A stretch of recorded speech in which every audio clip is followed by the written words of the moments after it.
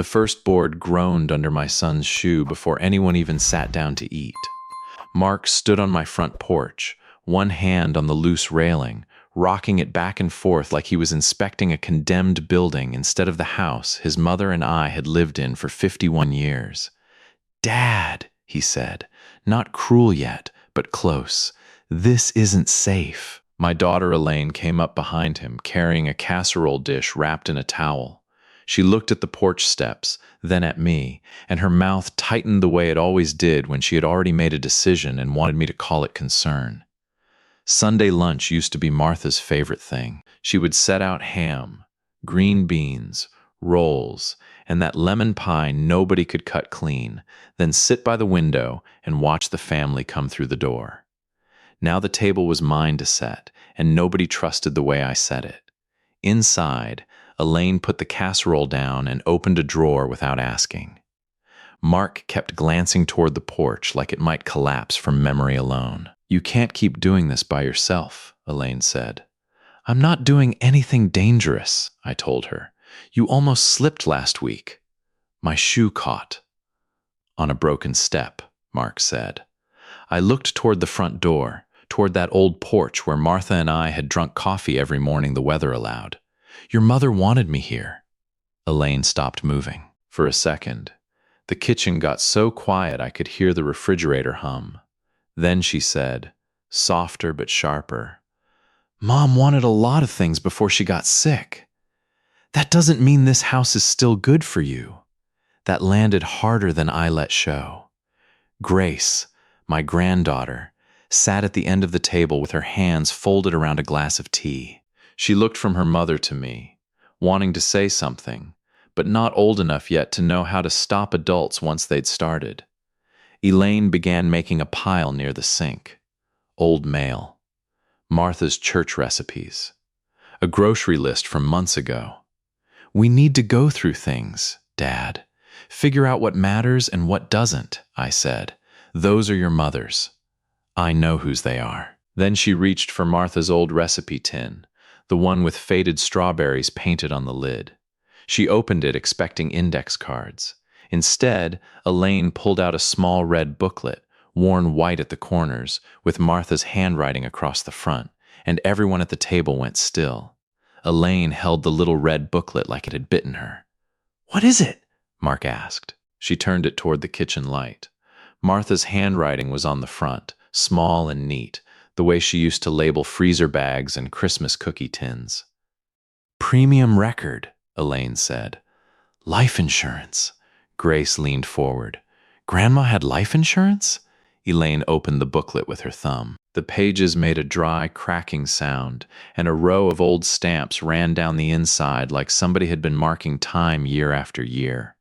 Mark reached for it, but Elaine pulled it back. "Look at these payments," she said. "She kept this going for years." I stood by the sink, feeling the room tilt without moving. Martha had handled recipes, birthdays, church envelopes, thank you cards. I had handled gutters, tires, lawnmowers, and the breaker box. We had never kept score. Elaine looked at me then, and the concern in her face changed into something harder. "Dad," she said, "did you even know about this?" I did not answer fast enough. Mark rubbed the back of his neck. "Maybe Mom was setting something aside?" "For what?" Elaine said. If she trusted him, why wouldn't she tell him? Grace said quietly. "Maybe she had a reason." Elaine ignored her. She flipped another page and found a stamp from Ruth Price Insurance Agency printed in blue ink beside a policy number. There's an office name right here, Ruth Price. So this was real. The word real sat on the table like an accusation. I reached for the booklet, but Elaine kept it in her hand. "Dad, you keep saying Mom wanted you here. But what if she was preparing for something else? What if she knew you weren't seeing things clearly?" "That is enough," I said. My voice was low. Too low for Mark, too low for Elaine. But Elaine was already past stopping. "Maybe she didn't trust you with everything. Maybe you were a fool for trusting her as much as you did." Grace whispered. "Mom!" No one moved. I looked at the red booklet, at Martha's handwriting, at my daughter's fingers pressed against the cover like she had found proof of a crime. Then I took it from her. Not fast, not angry, just firm enough that she let go. "That was your mother's," I said. I carried it to my bedroom and shut the door. Hours later, after the dishes were gone and the house was quiet, I opened the red book under the lamp. The stamps were not random. They kept landing near the same week every year. Our anniversary week. I did not sleep after I saw the first anniversary date. The red book lay open on Martha's side of the bed, under the old brass lamp she used for crossword puzzles. I sat beside it with my shoes still on, afraid that if I moved too quickly, the pages might tell me something I was not ready to know. I turned back to the first stamped page, June 14th. Our anniversary was June 16th. The next year was June 15th. The year after that, June 17th. Then June 13th, with Martha's neat check mark beside it. I got up, went to the kitchen, and found an old grocery envelope in the junk drawer. On the back, I wrote each date in a column, my hand slower than it used to be, but steady enough. 23 years of stamps. 23 years of Martha walking into that office, paying something I did not remember discussing, and coming home without saying a word. Elaine's voice came back to me. "Maybe you were a fool for trusting her." I nearly closed the book then. Instead, I looked closer. Martha had always written small notes in the margins of life. "Needs salt. Call Grace. Don't forget furnace filter." She believed a good note could save a person from trouble later. A few of these pages had marks too, not many. Just little things only she would have understood. A star beside one stamp. A tiny circle around another date. One page had cashier's check written in the corner, though the amount was too faded to read. I touched the ink with my thumb. There was no anger in those pages, no hurry, no panic. Just the same careful hand that had labeled medicine bottles, birthday cards, and freezer soup for me after her treatments got bad. So why had she kept this from me? I heard a car slow outside, then move on.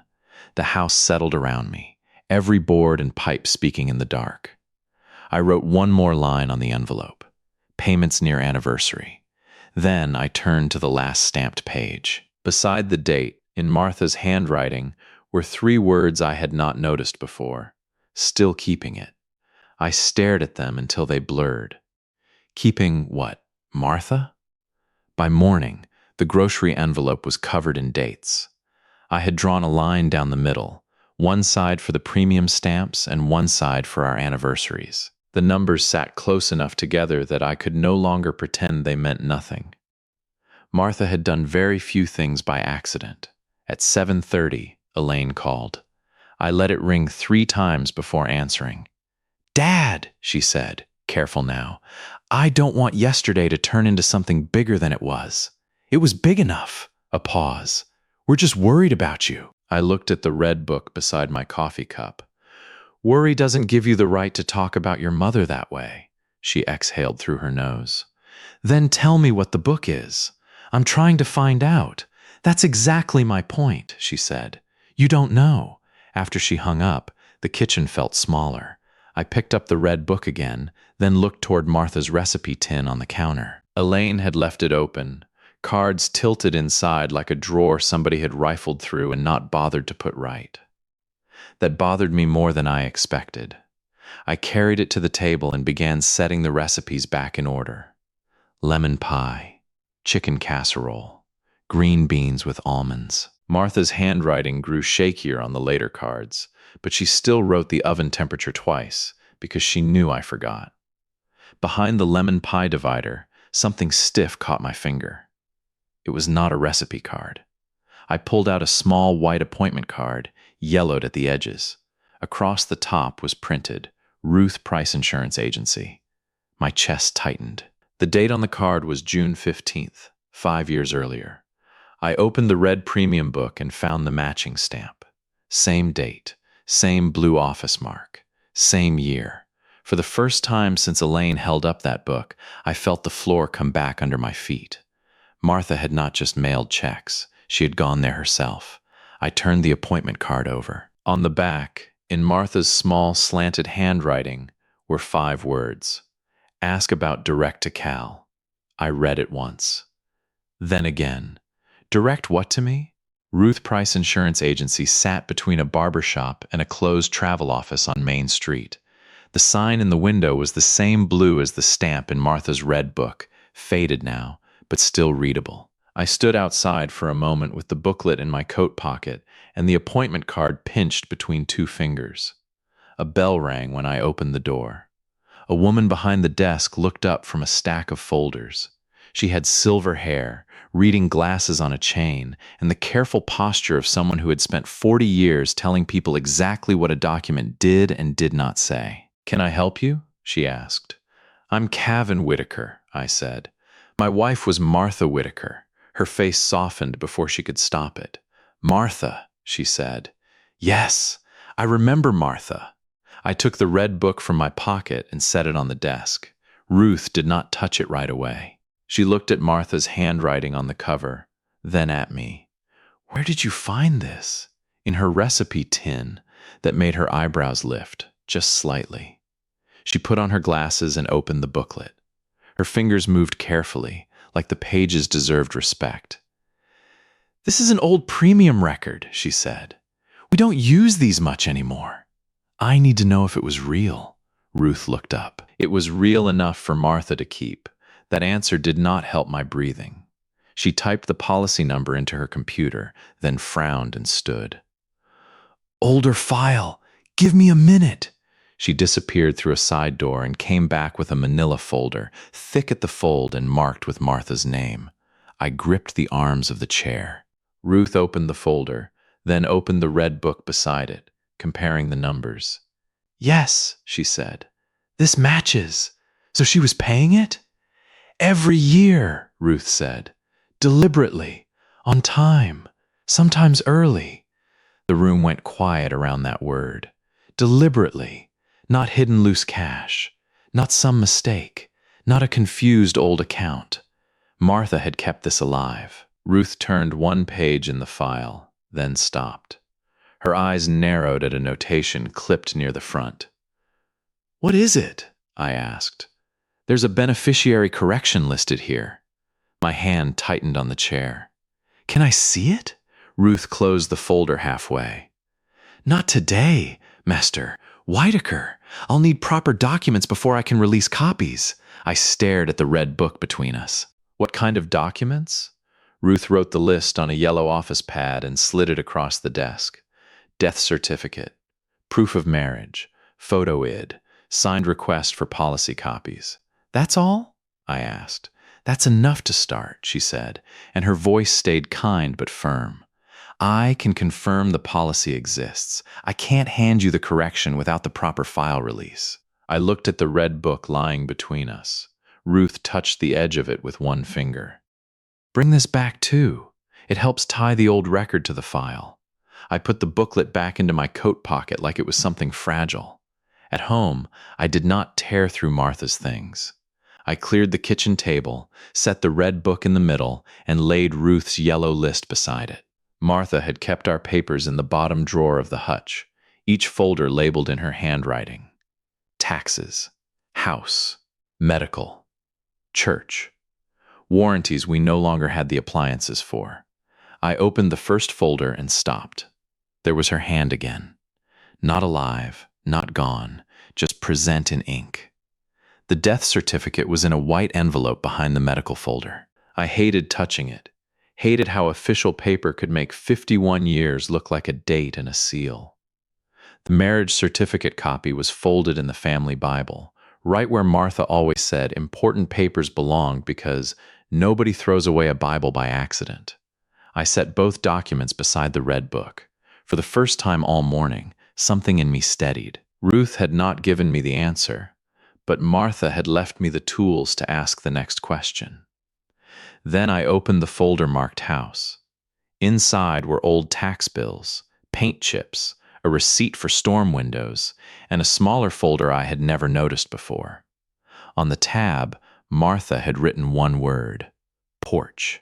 I stared at it longer than a man should stare at a folder. The phone rang, and Elaine's name flashed on the screen. I let it ring.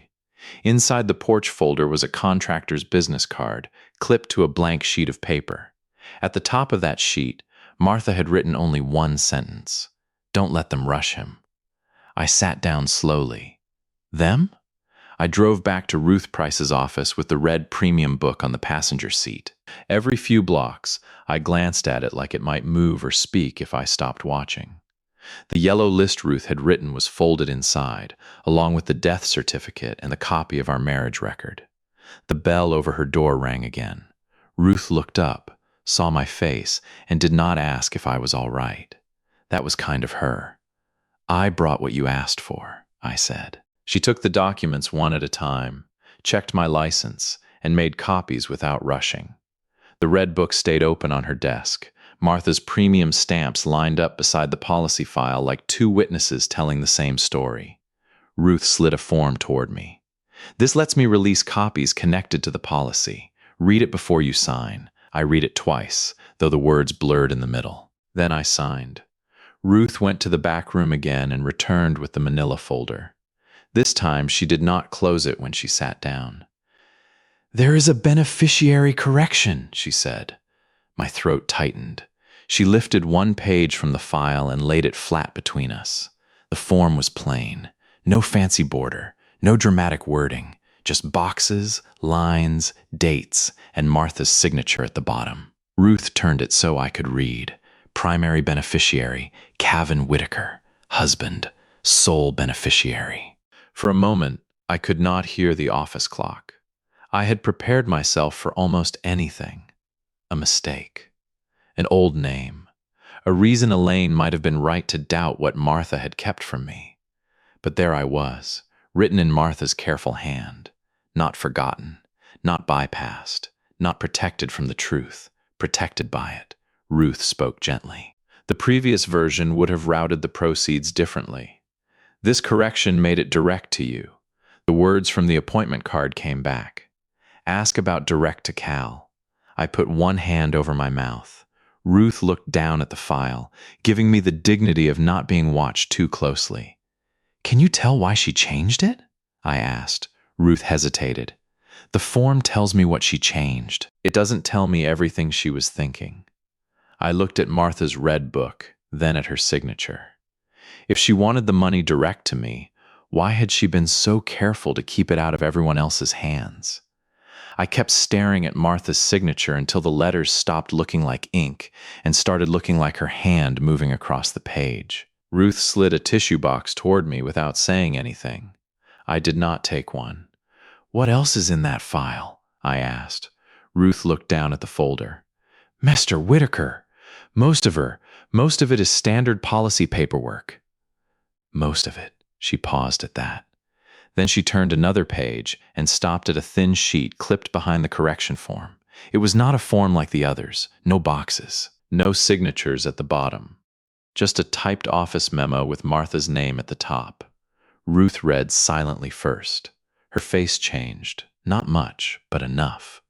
"What is it?" I asked. She asked us to keep a note with the file. "Can I see it?" Ruth hesitated, then made a copy instead of handing me the original. "This is all I can give you!" The copier hummed in the corner while I sat with Martha's red book open in front of me. I could see the anniversary stamp on the last page, the one with Martha's little note beside it, still keeping it. Ruth came back and laid the copy on the desk. The memo was short. Martha had listed things the policy money was meant to cover if she died before they were done. Front porch boards, loose railing, uneven steps, covered handrail, property taxes. I read the list once, then again, slower. The words did not feel like insurance language. They felt like Martha standing beside me with a pencil behind her ear, telling me not to put off what needed doing. Ruth said carefully, "She was very specific." I looked up. "She talked about the porch?" Ruth folded her hands. "She asked that the note be kept with the file. That's all I can confirm. It was not cold. It was honest." I picked up the red premium book and ran my thumb over the worn corner. Elaine's voice came back from Sunday lunch, pointing at the broken step like it proved I had no business staying in my own home. But Martha had seen that same step. She had named it, not as a reason to send me away, as a reason to make the house safer. I folded the memo copy and put it inside the red book. The question was no longer whether Martha had hidden money. The question was why she knew the porch would become the fight. I drove home with Ruth's memo folded inside Martha's red premium book. The booklet sat on the passenger seat, its worn cover catching sunlight every time I passed under a break in the trees. I kept one hand on the wheel and one eye on it, like Martha had given me directions without saying a word. When I got back, Elaine's car was not in the driveway. That helped. I set the red book on the kitchen table, laid the copied memo beside it, and went back to the hutch drawer where Martha had kept the folder marked porch. This time, I opened it all the way. The contractor's business card was clipped to the front. Henderson Home Repair, with a phone number written in Martha's handwriting underneath, darker than the printed ink. Behind it was a folded estimate. I knew the paper before I read it. Martha used to fold important things in thirds, sharp, and even then run her thumb down the crease like she was sealing a promise. The estimate was dated 2 years earlier, before the hospital bed, before the oxygen machine, before Elaine started calling every loose board a reason to leave. I unfolded it carefully. Front porch boards, replace, railing, repair and reinforce, steps, level and rebuild, handrail, add covered grip from driveway side, weatherproofing, labor, materials. Every item matched Ruth's memo so closely my chest tightened. This was not a vague wish. It was not a passing thought Martha had mentioned at an insurance office because she was scared. She had already called someone. She had already measured the problem. She had already planned the fix. I looked from the estimate to the red premium book. The policy stamp suddenly felt less like a secret account and more like a calendar Martha had been keeping against time. My phone buzzed on the counter. Elaine again. I let it ring until it stopped. Then a text came through. We need to talk about the house before this gets worse. I stared at those words with the porch estimate in my hand. Martha had seen worse coming long before any of us admitted it. At the bottom of the estimate, below the total, she had written one more line in blue ink. After I'm gone, before winter. I sat down slowly, the red book open beside me. Why had Martha believed I would need protection from my own family before the first snow? I left Elaine's text unanswered and sat with Martha's red book open beside the porch estimate. The kitchen was quiet except for the wall clock, the same one Martha used to accuse of running slow whenever we were late for church. I read the line again. After I'm gone, before winter. It sounded like Martha, but it was still not the whole of her. Martha never built a plan around fear alone. There was always something warmer underneath. I picked up the recipe tin again. This time, I did not look through it like a man searching for proof. I looked through it like a husband putting his wife's things back in the order she would have wanted. Lemon pie went behind desserts. Green beans went behind vegetables.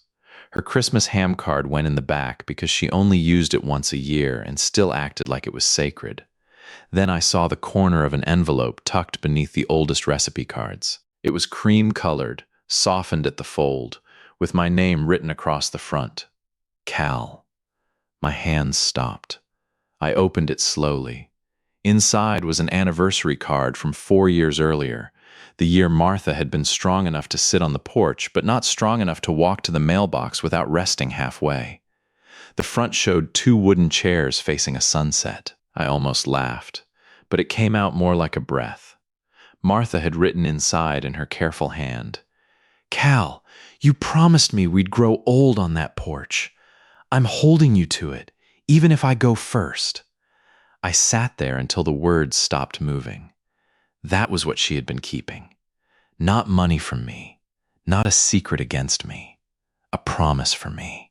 I took the red premium book, Ruth's memo, the old estimate, and the anniversary card and laid them in a row across the kitchen table. Then I called Henderson Home Repair. A man answered on the third ring. "Henderson, my name is Cavan Whitaker," I said. "My wife, Martha, got an estimate from you a couple years back." There was a pause. "I remember Mrs. Whitaker," he said. "Front porch, right?" My throat tightened. "Yes. She said you'd argue about spending money on yourself." I looked at the card in my hand. "She knew me," I said. By evening, the contractor work order waiting for approval sat beside the red book on the table. Elaine and Mark were coming in the morning. This time, I was not going to argue about the house. I was going to show them what Martha had left behind. Elaine and Mark arrived together the next morning, both of them walking carefully over the same porch boards they had pointed at on Sunday. Elaine came in first, already holding her purse tight against her ribs. "Dad, before this turns into another argument." "It won't," I said. The red premium book sat in the center of the kitchen table. Beside it were the papers Martha had left behind. The beneficiary correction, Ruth Price's memo, the old porch estimate, the anniversary card, and the contractor work order waiting for approval. Mark looked at the spread and slowed down. "What is all this?" he asked. I did not answer right away. I pushed the beneficiary correction toward them first, then Martha's memo, then the card with the 2 porch chairs on the front. Elaine read, standing up. At first, her face held the same tight certainty she had carried since Sunday. Then her eyes moved to Martha's line about growing old on the porch, and something in her mouth gave way. Mark picked up Ruth's memo. "Porch boards," he read quietly. "Railing, steps, handrail, property taxes." Elaine looked at the red book, then at me. "She did this for you." I waited. The words mattered less than whether she understood what she had done with them. Mark sat down hard in one of the kitchen chairs. "Mom changed it so the money came straight to you?" I nodded once. Elaine pressed Martha's anniversary card flat with both hands, as if the paper might disappear. "I thought—" She stopped. Outside, a truck door slammed. Through the front window, I saw Henderson Home Repair pull into the driveway with lumber strapped in the back. Mark stood up. "You called them?" "Martha did first," I said. "I just finished the call." No one spoke after that. The contractor knocked, and I met him at the door with the work order. He looked past me at the boards and said, "We can start with the worst section today, Master Whitaker." Before I could answer, Mark took off his jacket and laid it over the back of a chair. "Where's the pry bar?" he asked. Elaine looked at him, startled. Then she looked down at Martha's card again, folded it carefully, and set it beside the red book. Without saying she was sorry, she walked outside and picked up the first loose board after the contractor lifted it free. Grace arrived 10 minutes later, breathless from class, and stopped when she saw Elaine carrying boards to the driveway. "What happened?" she asked. Mark pointed toward the kitchen. "Grandma, happened!" Grace went inside and came back holding Martha's faded porch cushion against her chest. She placed it on the porch swing, then brushed dust off the fabric with her sleeve. I stood by the new lumber, watching my family finally touch the truth instead of arguing over it. But as the first rotten board came up, I wondered whether a repaired porch could carry all the weight of what had been broken between us. By late afternoon, the old porch no longer groaned under a man's weight. Fresh boards ran from the door to the steps, pale against the weathered house, and the new handrail stood firm where Martha had wanted it. Mark tested it once with both hands, then stopped himself before it looked like another inspection. Elaine swept sawdust from the steps without being asked. Grace carried Martha's flower pot from the side of the house and set it back beside the bottom step.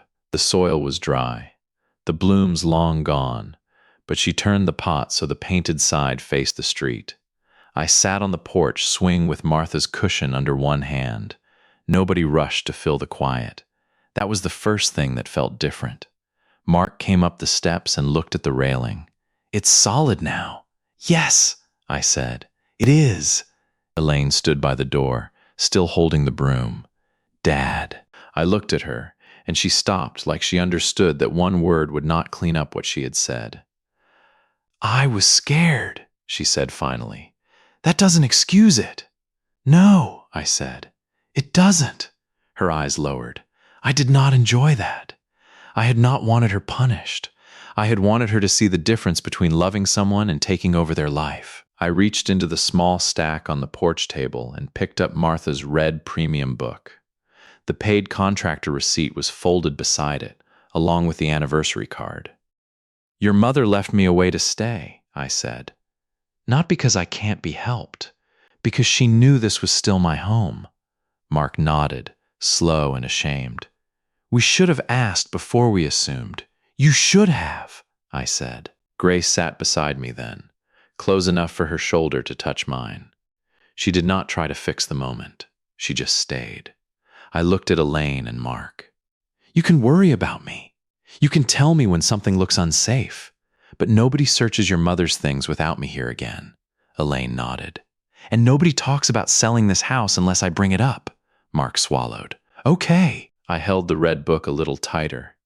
And you don't ever call my trust in your mother foolish again. Elaine's face broke, but she only said, I won't. That was enough for that day. Later, we ate sandwiches outside because nobody wanted to go back into the kitchen yet. The porch held all four of us without complaint. When the sun started dropping behind the maple trees, I opened Martha's red premium book one last time. I placed the paid contractor receipt inside, beside her anniversary card, and closed the cover gently. Then I set it on the porch table next to Martha's flower pot, where the new handrail cast a long shadow across it, steady and straight.